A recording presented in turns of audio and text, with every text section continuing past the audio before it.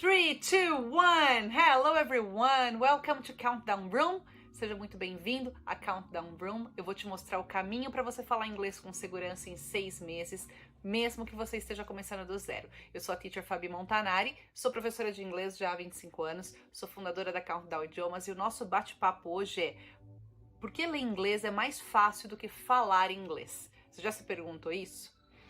É isso que a gente vai falar aqui hoje. Eu quero mostrar algumas coisas para vocês, alguns elementos que podem esclarecer essa questão na sua cabeça e você vai entender como isso faz parte do seu processo de aprendizagem. Então fica comigo. E antes da gente continuar, vou te falar para você se inscrever no nosso canal, se você não está inscrito ainda. Segue a gente nas redes sociais e as atividades que a gente propuser aqui, marca a gente nos stories. Eu quero ver o que você está tentando fazer e mais importante até do que fazer e fazer corretamente é se mostrar disposto a sair do lugar onde você tá. Então, eu acho que isso é muito importante e é uma ferramenta que mantém a gente conectado, tá bom? Vou adorar ver isso. Então, dando sequência aqui, né, iniciando o nosso bate-papo de hoje, e se você tiver alguma dúvida, depois você coloca nas perguntas e eu vou te ajudar a responder isso daí. Mas é uma coisa que os alunos sempre me trazem. Nossa, teacher, eu acho que ler é muito mais fácil do que falar. E é natural que isso seja, talvez você nunca tenha pensado por esse lado, e é isso que eu vou falar com você. Eu sempre faço as divisões, quando a gente vai aprender a falar um idioma, a primeira coisa que é importante você ter consciência é que falar um idioma é um processo. Talvez você não se lembre quando você adquiriu a sua língua materna, que no meu caso é o português, talvez no seu caso também seja, muito provavelmente você também seja nativo de língua portuguesa. Nós adquirimos essa língua. Então, quando você fala, eu não sirvo para aprender inglês, não. Porque o processo de adquirir um idioma, qualquer idioma, ele é semelhante. O nosso cérebro funciona igual para aprender português, para aprender inglês. Talvez você não tenha clareza de que isso é um processo e talvez você não esteja disposto a passar pelo processo. Mas isso não significa que você não serve para aprender inglês. Que você não serve para falar inglês, que você está velho para falar inglês. Nada disso é verdade, tá? Nada disso é plausível. Então, o mais provável é que você não esteja dispondo do tempo, talvez não seja culpa sua, tá? Não tô dizendo que isso é culpa sua, mas talvez você não consiga dispor do tempo e talvez você não queira despender a energia que é necessária para você passar por esse processo. Então entenda isso. Dito isso, eu vou voltar ao tema aqui, por que ler é mais fácil do que escrever. E eu te falo isso porque muitas vezes o aluno, ele pede, assim, o aluno que trabalha no ambiente corporativo e tem a chance de falar por telefone ou escrever um e-mail, ou receber uma mensagem escrita, ainda mais agora nos tempos de reuniões remotas, né? Muita coisa pelos softwares aí de reunião online e muita coisa fica sendo escrita. E de fato é muito mais confortável, talvez, é muito mais seguro a gente ler inglês do que falar. Mas eu quero te ajudar a desenvolver todas as habilidades. Por que ler é mais fácil? Porque alguém já escreveu para você. Alguém escreveu aquele texto e você só está lendo. Então, de todas as habilidades, ler é a porta de entrada dentro desse processo de você se tornar fluente em outro idioma. Mas, teacher, não foi assim que a gente aprendeu português. Quando a gente era criança, lá atrás, a gente aprendeu português sem saber ler. Eu aprendi primeiro a falar português do que ler. E com certeza. Só que esse processo ele é mais demorado. O que eu tô falando aqui é da gente acelerar este processo de uma maneira possível. Porque eu posso ficar falando com você aqui, fazendo mímica, se você convive com alguma criança, se você tem filhos pequenos, né, ou se você teve a chance talvez você não se lembre como foi com você, mas se você tem filhos pequenos, sobrinhos, afilhados, enfim, se você tem a possibilidade de conviver com criança pequenininha, como que a criança aprende? Ela vai pela repetição. Você vai mostrando, então a criança começa com os objetos familiares a ela, de repente a mamadeira, um brinquedinho que ela gosta, a naninha, essas coisas todas, e você vai nomeando para a criança aqueles objetos e vai fazendo construções simples, e a criança começa a repetir as construções simples, depois ela vai construindo de tanto ouvir, ela está exposta a um ambiente ali na casa dela, por isso que é um parênteses, não é aula não é o falar inglês, mas falar um idioma, por isso que é importante a gente manter essa conversa com a criança. É importante a gente verbalizar as coisas, e isso também vale para o inglês. É importante você mostrar as coisas em inglês. Se você quer criar um ambiente bilíngue, por exemplo, dentro da sua casa, e se você quiser um vídeo sobre isso, olha, acabou de surgir uma ideia, como criar um ambiente bilíngue dentro de casa. Se você tem interesse sobre isso, comenta aqui no vídeo. Depois eu gravo um vídeo para vocês. Como estabelecer, né, este ambiente. Mas você vai fazer essa questão de primeiro construções mais simples. E você vai expor, né, a outra pessoa que está aprendendo, ou outro indivíduo, você vai expor a essa linguagem. Aí a criança vai começar, ela vai demorar 2, 3 anos, né? Dentro do processo de amadurecimento do cérebro, ela vai começar a, de fato, começar a reproduzir. É comum a criança falar assim, você fala, a criança repetir até em terceira pessoa, porque ela está ouvindo a pergunta em terceira pessoa. Até ela conseguir entender o que é uma pergunta, o que é uma frase afirmativa, pela entonação, tudo isso faz parte. Agora você já é adulto, você não vai ficar ali 3 anos só repetindo palavras, porque foge da sua necessidade. Se você precisa de inglês para trabalhar, não adianta você só ficar ali repetindo, não adianta, né? Então você precisa de ferramentas que vão te ajudar a ganhar este tempo. Mas o ganhar tempo é ter uma ferramenta que funcione. Não confunda ganhar tempo com buscar atalhos. Atalhos geralmente não são robustos. Atalhos geralmente acaba te fazendo perder tempo lá na frente. Talvez você ganhe algum tempo aqui de início, se fosse uma corrida, o atalho te faz ganhar um tempo aqui, mas no processo mais robusto mesmo, o atalho ele acaba se mostrando inviável. É como você tentar construir um império numa base de areia, num solo arenoso.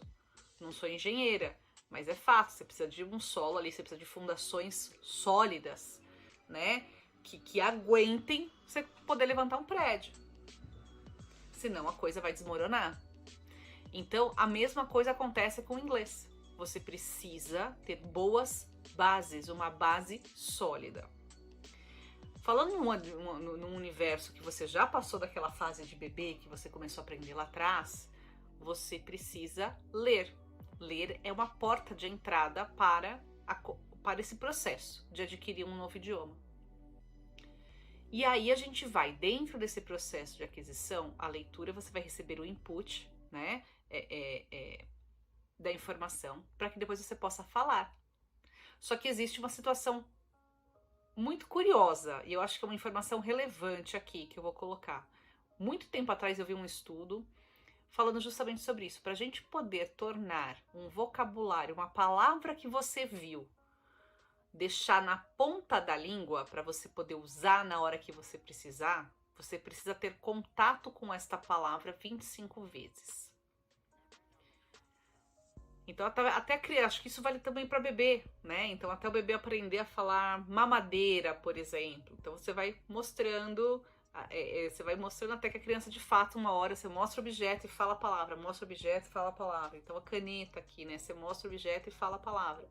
Até que o momento que você associa que esse objeto tem este nome, caneta, pen. Só que como a gente vai acelerar isso daí? Você vai ler. Só que não basta você ler. Se você só estiver lendo ali e não fizer nada com a leitura, você não sabe a palavra, você só pula, você ignora, você não criou a consciência. Então é você ler a palavra, você identificar aquela palavra nova, você ter a consciência de que você não sabe aquela palavra, você buscar informação sobre aquela palavra, buscar uma referência, a explicação, para que o seu cérebro receba a informação do que significa. E aí, nesse momento, tem 2 exercícios que eu gosto muito de sugerir para os alunos. É justamente você escrever a definição dela em inglês. Evite fazer a tradução simplesmente. da palavra. Fuja de tradução. Já falei isso aqui em algum outro vídeo aí que você vai procurar. Fuja da tradução. Pura e simplesmente. Há alguns poucos casos que a tradução de fato vai te ajudar. E depois eu te conto um caso pessoal. Que a tradução realmente me ajudou. Mas você vai primeiro buscar contextualizar como você explica esta palavra em inglês. E aí você pode aplicar essa frase, aplicação numa frase dessa palavra. E você pode desenhar. Mas, teacher, eu desenho muito mal. Eu também. Vocês não têm noção de como eu desenho mal. Mas o desenho vai te ajudar a processar aquela informação. Vai ajudar o seu cérebro. Então isso vai poupar energia. No final das contas, isso vai poupar energia do teu cérebro. Porque até o desenho mais tosco que sair ali, você se esforçou, você estava dando um comando para o seu cérebro de fazer isso. Então isso é muito importante dentro do processo de aprendizagem. E aí quando você tiver contato 25 vezes, mas teacher, eu vou fazer o quê? Você vai revisar as suas notas, as suas anotações. Você precisa ter organização. Pode ser num bloco de notas do celular, se você gosta. Ou pode ser num caderninho. Eu não posso mostrar a minha mesa agora porque ela está bagunçada, mas eu amo um caderninho. E eu sou uma aluna visual para aprender. Se você é daquele tipo de pessoa que precisa anotar as coisas e depois você sabe e fala, nossa, eu já vi essa palavra, eu lembro que eu anotei na parte de cima da página. Você é uma pessoa visual. Eu sou visual. Então eu falo, nossa, eu já vi essa palavra, eu anotei ali, ó. Nossa, aí eu vou folheando, já olhando o topo da página, porque eu sei que eu anotei alguma coisa ali. E geralmente eu acho. Então, eu sou um tipo de pessoa que eu sou assim, eu preciso anotar. Há alunos que são mais auditivos, mas ainda assim ele precisa ter consciência de que ele apareceu uma palavra nova, ele não vai aprender por osmose. Esquece essa ideia de aprendizado por osmose, que você vai simplesmente deitar e conhecimento vai entrar na sua cabeça. Esquece essa ideia de que isso vai acontecer. Você vai precisar realmente ter uma postura ativa. Então você leu ou você ouviu um podcast, por exemplo. A gente está na era dos podcasts, eu acho que ele, de certa maneira ele ajuda bastante a gente a escolher conteúdo e tem ótimos podcasts em inglês para você poder aprender. Mas você vai ouvir, só que você precisa fazer alguma coisa com essa informação. São raríssimas as pessoas que vão ouvir uma vez, vão conseguir processar a informação e vão conseguir usar na hora que for necessário.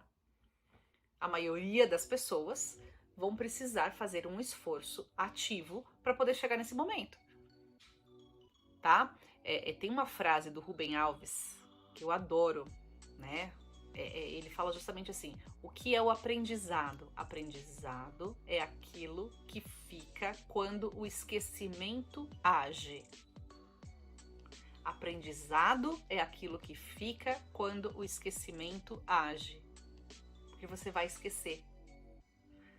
Tem uma outra informação relevante que eu li num livro, fala justamente que o nosso cérebro, ele deleta, ele limpa. Qual é a importância do sono? O sono ele é muito importante porque o nosso cérebro ele vai desligar, ele vai fazer uma limpeza de tudo que não for relevante para a sobrevivência. Então, de tudo que a gente recebe de informação no dia, o nosso cérebro deleta 80% das informações. E por informação eu digo, você encontrou uma pessoa na rua e ela estava vestindo determinada roupa. É absolutamente irrelevante para sua sobrevivência. Aquela roupa que aquela pessoa que cruzou com você na rua estava vestindo. Salvo raras exceções que vai te chamar a atenção, que você vai realmente lembrar que você viu uma pessoa usando uma camiseta X.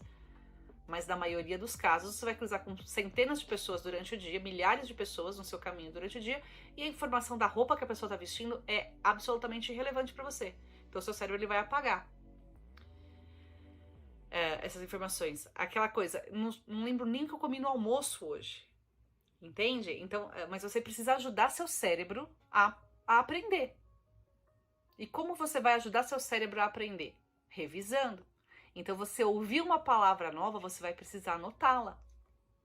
Se você ouve isso, sei lá, no transporte, indo pro trabalho, no trem, no ônibus, no metrô, você tá lá fala, nossa, teacher, eu quero usar esse tempo para poder aprender inglês. Só não vai fazer isso se você estiver dirigindo, tá? Por favor, se você estiver no volante ali, você não vai conseguir fazer isso. Mas você vai ter que separar um tempo do seu dia para de fato processar. Você ouviu o podcast no caminho do trabalho, você aprendeu algumas coisas ali. Você vai ter que ouvir depois, eventualmente, em algum outro momento que você não esteja na direção, e anotar as palavras que você ouviu. Se isso foi feito através de um livro lido, não um audiolivro, se isso foi feito através de um livro lido, você tem a opção, né, e a possibilidade de parar, mas você também tem que fazer isso com cautela. Se você pegou um livro para ler, um texto para ler, de 100 páginas, se a cada palavra que você não souber você parar, a sua leitura não vai fluir e você vai se frustrar. Você vai passar muito tempo para ler uma página do livro. Só que existem situações e situações. Então tem você treinar a leitura e você aprender vocabulário.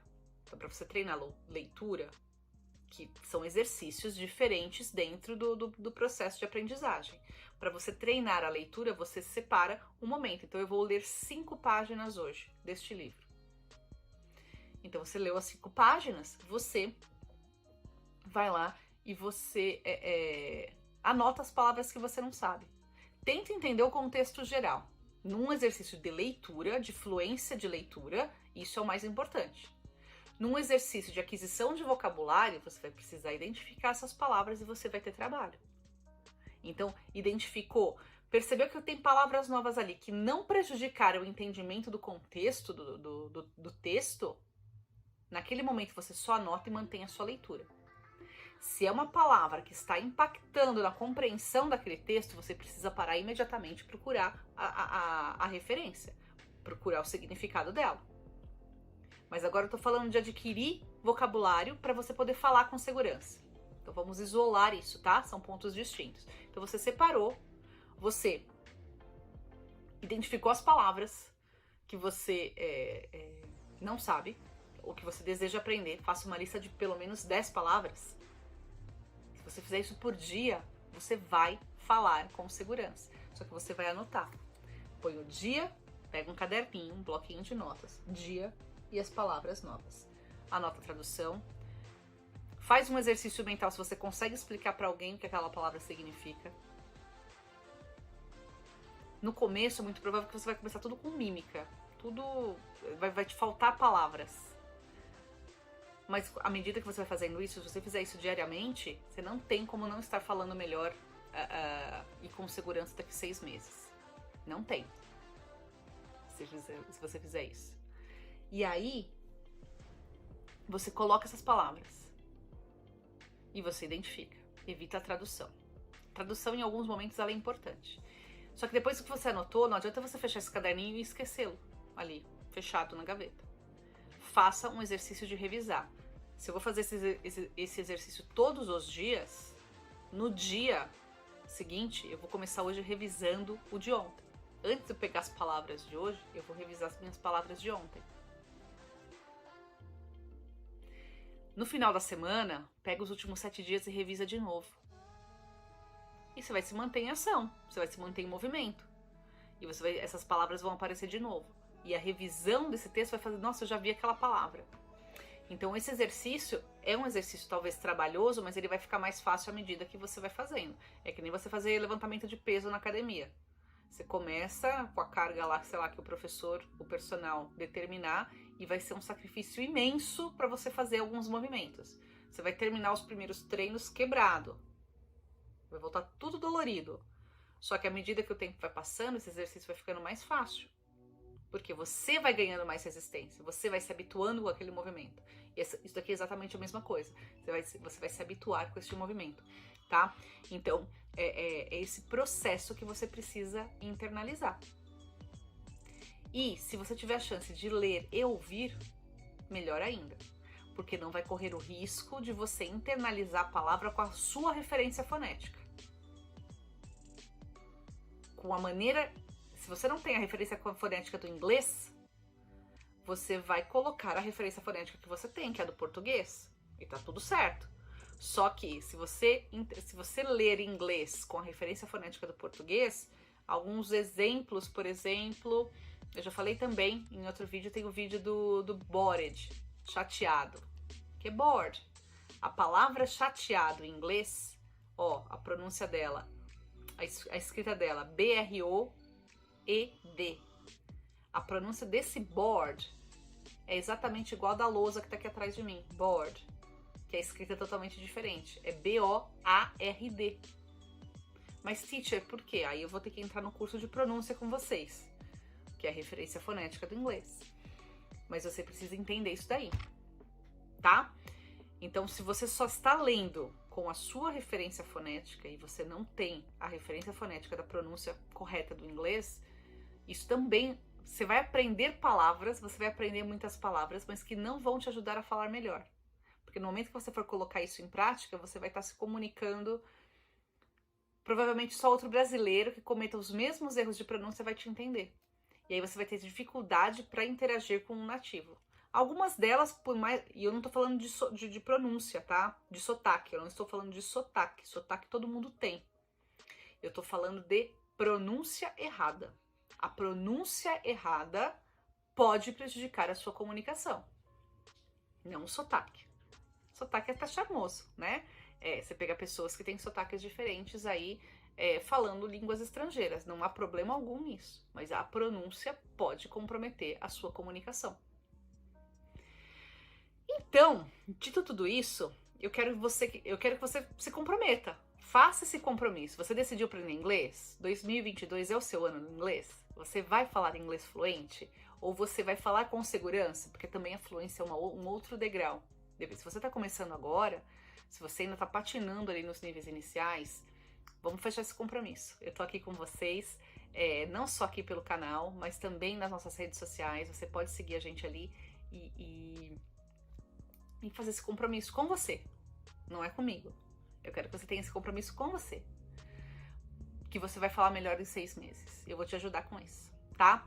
Então, de novo, acompanha a gente aqui nos stories, marca a gente com os exercícios que você tá fazendo, aplicando essas dicas, marca a gente ali e eu quero ver você no próximo vídeo. Marca aí, segue a gente nas redes sociais para você poder ser notificado quando essas informações chegarem. E também coloca suas dúvidas ali nas perguntas, nos comentários, se você ficou com alguma dúvida, e eu vou ter o maior prazer de te ajudar a responder isso daí, tá bom? Um beijo, até a próxima!